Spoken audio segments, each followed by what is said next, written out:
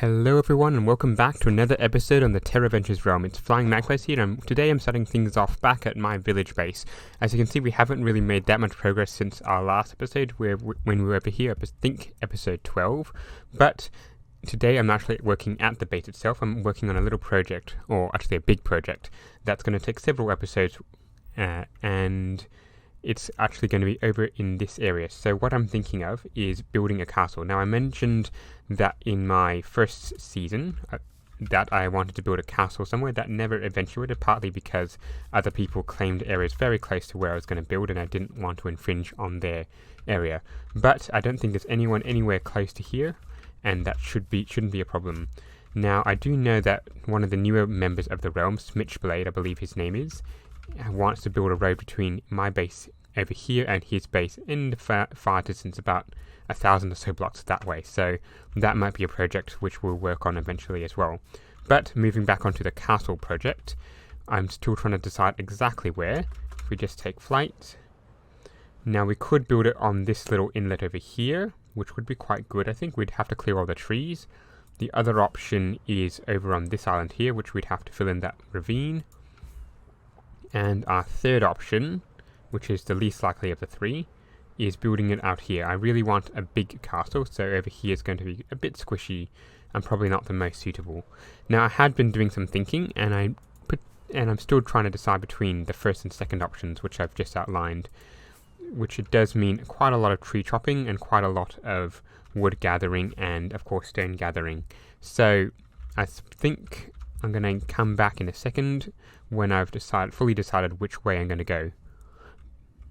After a bit of flying about, it turns out that very close to where I was going to build the castle, which was over here, where there's a lot of flat land, there is actually a couple of a person's base. I'm not sure if they're still active or they're just AFK or not AFK. They're not active on the realm anymore.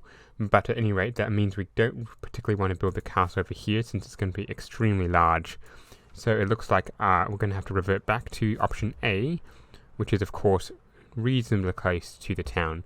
Now the idea of building the castle next to the town is that the village is just a little bit of a little hamlet that sprung up, and over time people have found the need to get some defences, and perhaps the king or the warlord of the area decided that they needed a fort and castle in the area, so we're going to be jumping the fort stage and moving on to a stone castle. So of course that means we're going to have to start flattening out this land, flattening out all the ground bits. I just said that sentence twice, didn't I? And of course ripping down all the trees. So I've got myself quite a few iron axes, because I don't have I do have the diamonds, but I don't particularly want to waste diamonds on just axes. So quite a bit of chopping down to go. So once again, I'm going to cut here and come back when I reckon I've got enough space cleared to finish off a castle. Well, that took a little bit longer than I thought. It took about an hour and a half, 2 hours to clear off all this, but it was quite a lot of wood, and I've put it all back in my storage back at my main base. I think it ended up being about 18 stacks of oak wood and about 9 stacks of birch, so quite a lot of wood there. Now the next bit I need to determine is what level I want the castle to be at, or most of the castle to be at. As you can see, this landscape is rather varied in its height, and if I was to go up or down, I would need to get quite a bit of dirt either from my base, or if I'm to go down, I would need to dig out quite a bit, which I'm not too keen to do, since I've already had to do quite a bit of that at my main base quite a few times. Now, I suppose the best way to determine this would be figuring out what height most of this land is, and figuring it out from there. However, that said, there's quite a lot of land that goes out quite a bit. So I'm currently thinking 67, which is the current height here, would be good, because there's not a lot above it, and that bit can easily be cleared. So 67 might be just about the right height to do. I would have to fill in all these bits, but that can be easily done.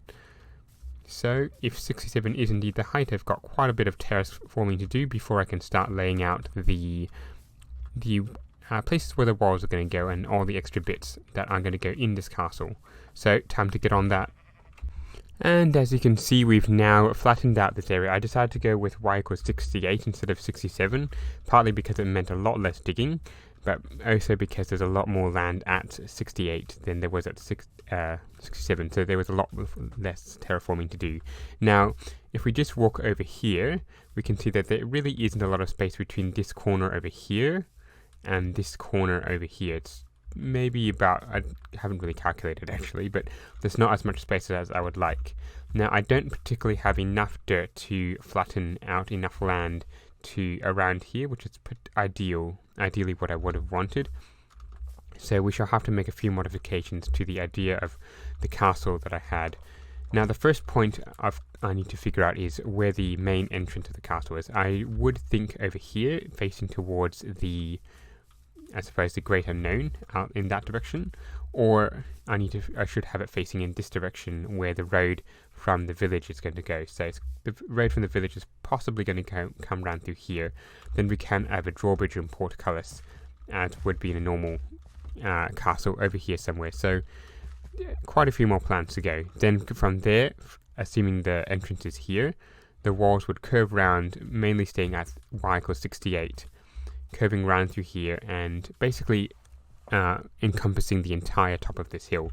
So there's quite a lot of blocks to be placed. As you can see, I've got, what's that? That's just a bit over 11 stacks of cobble, and that's not going to be nearly enough to finish off even one layer going around, because what I also want to do is put in quite a few watchtowers, just circular things, somewhat similar to the entrance of this village over here, except a lot taller. So what I'm going to do now is start working on, well, first I'm going to start working on where I want the entrance to be, as well as all the external walls, just putting out a foundation. So something just like that to mark out all the locations of that. And as I start building it up, I'm going to be using cobble and stone and andesite just to break up the full texture of it. So time to get started on that now. And we're back, and we've now got quite a bit of a castle layout. We've got, I think, 10 or so watchtowers. Every single one of them is around 25 blocks apart. It's probably not quite the distance I would have hoped, but I think it's going to be quite a good one. I've tried to make the castle try and fit what would have happened in medieval times. So in good defensible positions, or up here there's a watchtower kind of patrolling this area over here. This is the longest stretch of wall, which is actually, I think, about 30 to 35. And then we've got a watchtower over here, of course, overseeing the sea, just in case of any seaborne invasions. One here just because, so we can have one in between these two. That's the main reason for this one over here. These ones over here are probably the most important ones. This watchtower probably should be a little bit further this way, but the land values here. And as you can see, most of the time there's quite a sharp drop off immediately before the wall. So these towers over here are overlooking where the land invasion would come from. Now if we're coming around to over here, this is where the main entrance is going to be. It is a little bit further away, but my thinking is that if people are going to try and attack the main gate, which is one of the weakest points of a medieval castle, other than the corners, they would have to fight their way over a stone bridge. So what I'm going to do is make this out of a bridge over here out of stone, and then probably a couple of guard towers over here, which would be another couple of strong points. So as I said earlier, I'm trying to make this somewhat in line with medieval times and make it strongly defensible. So there may be a couple of mini walls, mini defensive positions in here as well to try and make sure that if there was to be an attack on the castle, then it would be easily defendable, which I know I've said quite a few times. But so the next bit is a bridge, which I have got quite a bit more cobble to go. This castle actually took me, I think it was 10 to 11 stacks of cobble just going round. So shows you the kind of resources I'm going to need if I'm going to build this entire thing up, especially if I'm going to have even 5 high walls. That's 55 stacks of cobble, and the towers, of course, are going to be even taller. And 5 high is not definitely where I'm planning to stop. I'm thinking 10 high, which means over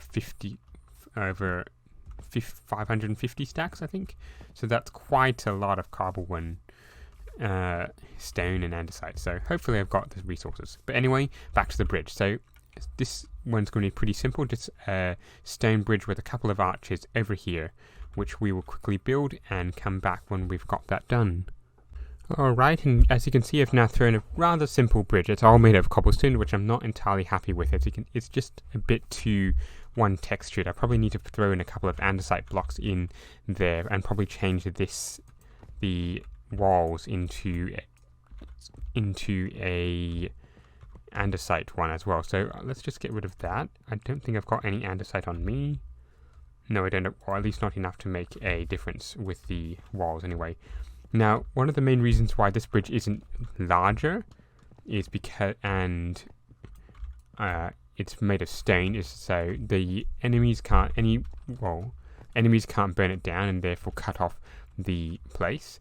It also means that from the watchtowers here also guard the bridge, so any attacker who tries and comes to the bridge, who's trying to come across the bridge, has to face the hailstorm of arrows from the two towers, both here and here, as well as potentially from some points down here as well.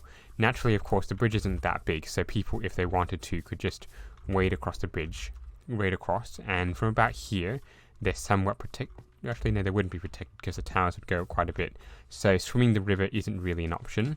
Going across the bridge, it wouldn't be that much of an option either. So if you do know more about castles and how I can improve the layout and to make it more defensible, you can let me down in the comments. But for now, I'm just going off what I basically do know. So what I'm going to do now is go get back to my base, get some andesite and some proper stone, and that should be enough to start my work on making this bridge a little bit better. And as we can see now, we have now finished up this bridge. It's got quite a bit of support here, this middle column supporting quite a bit. I've put in a few bits of andesite and cobble, but I didn't really go too overboard because I think the new textures of the andesite don't quite fit with the cobble. As you can see here, it stands out quite glaringly. So I might have to make a reconsideration as to whether I put stone and cobble and stone and cobblestone through here. But it's time to start work on the next part of today's episode. Now, the next thing I would like to do is start building a path from here across to where the village is. Now, it does involve coming through this little part of the forest, so that's quite a little bit of a task. As you can see, I actually have repaired all my tools. It took quite a bit of time, mostly just going to that guardian farm, which I own along with a couple of other members of the server. So what I'm thinking here is probably just a simple dirt path. It can be, of course, upgraded in the future, and when I finally make that collab with Smitchblade, we can make a proper stone path, I suppose. But that's in the future, as I definitely need all my stone blocks for this castle. So I'm going to get started on doing this, probably just making a simple path through here. And I'm not quite sure where it's going to go, and I probably will have to do quite a bit of terraforming to make sure that this goes where I need it to go. But I'm going to get started on that, and hopefully soon this should be done. Now, one of the main problems I'm now coming across is I once again have to cross this river, and this really isn't a nice place where I can do it. I'm thinking over here, well, I've already built the road to here, but I'm thinking somewhere over here would be good, because if I just build the simple stone thing across first, which will take a short time, it does end up sort of nicely across. I do want to build a nice straight bridge because I can get the design I want, which is going to be similar to the bridge back near the castle. I can get that design pretty easily in a straight bridge and not so much in a diagonal. As you can see, this one just ends up aligned over here. I'm going to, of course, do a bit of terraforming and a bit of tree chopping, but that isn't too hard. So as you can see, this lines up sort of nicely, and then the road can curve nicely through here, through these trees, and down into the town over here, which I think will end up quite nicely. Oh, I'm going to have to fill that in. But yes, it does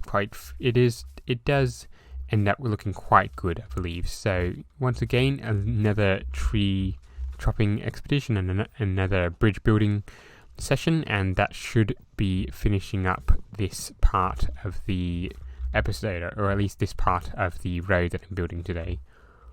And there we go, we've now got a second bridge over this river. It's a little bit taller in structure than the other one. I'm not entirely happy with the way it looks. I mean, I think these poles down here are just a little bit wrong. There's just something not quite right about it, but I can't quite put my finger on it. If you do have any suggestions, of course, on how to improve it, like maybe some stone fences or some stone slabs or whatever, just let me know down in the comments.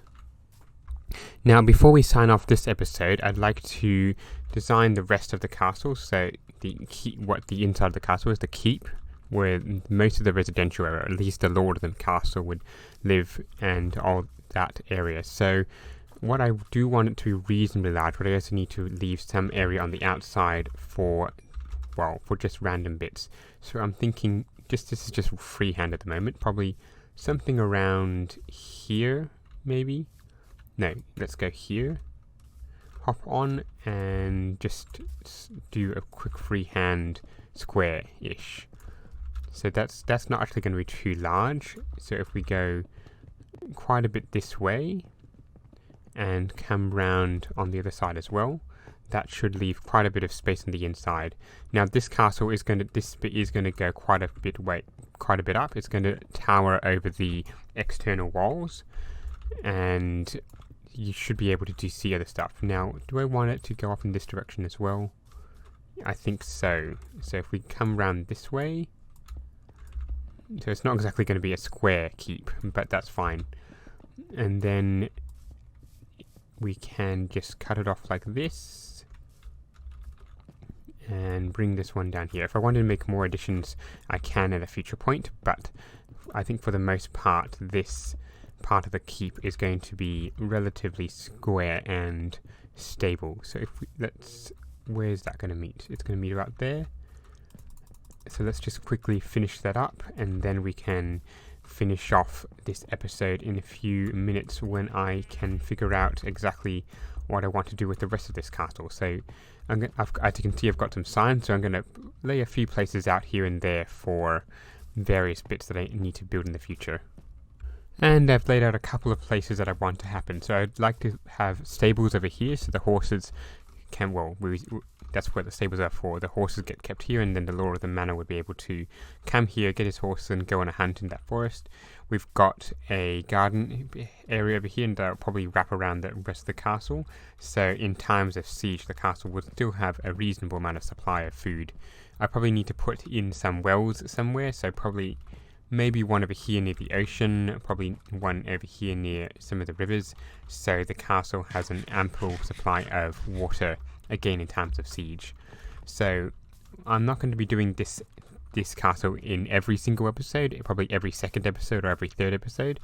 I'm going to be flitting back between this project, this base over here, and my main base back in the Mushroom Island, because I've got some big plans over there which I want to get started on, and there's a really, really big project over there which will be started on in probably not the next episode or the ones after that, but it will definitely be talked about and eventually built in the upcoming episodes. So I've got two massive projects that I'm currently thinking about and doing and embarking on, as you can see with this castle. But unfortunately, that's all I've got time for today. So as I've said, I will be flitting back between this base and the base back at my mushroom biome in the next couple of episodes. So if you have liked this episode, remember to leave a like and subscribe, and don't forget to keep watching out for the next one. Goodbye.